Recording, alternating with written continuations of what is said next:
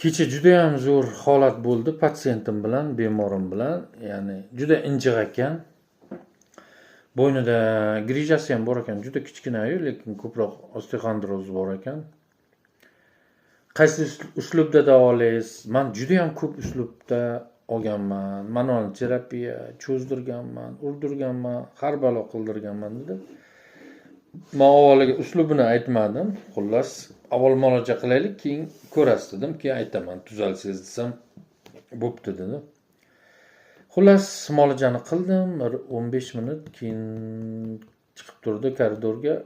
Yana 15 minut daqiqalardan keyin qoldimi desam, og'riq umuman qo'yib yubordi doktor dedim. Boshimni yoki qo'limga berayotgan edi, qo'limdagi ham yo'qoldi. Ikkita panjasi ham tortishi, uvishi o'sha zahoti 15 daqiqa 20 daqiqadan keyin o'zi pasaydi dedi.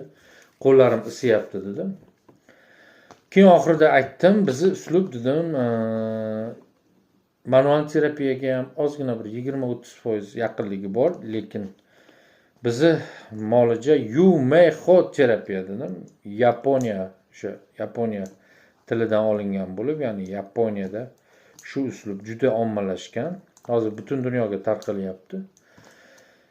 Yumeho terapiya farqi shunda dedim. Desam keyin qo'yib yubordi. Lekin juda injiq edi, avvaliga rozi bo'lmadi. Necha yillik og'rig'i qo'yib yubordi. Bugun ham gaplashdim, yaxshi ekan ancha. Yana biror kun keling dedim. Inshaalloh yaxshi bo'lib ketasiz dedim. Hozircha yaxshi. Xullas, Yumeho terapiya, manual terapiya farqi juda katta.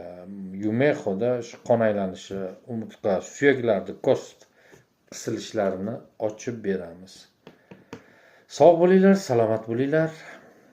Agar yangi bo'lsalaring, shunday plyusni bosib, podpiska bo'lib, fikrlaringni qoldiringlar.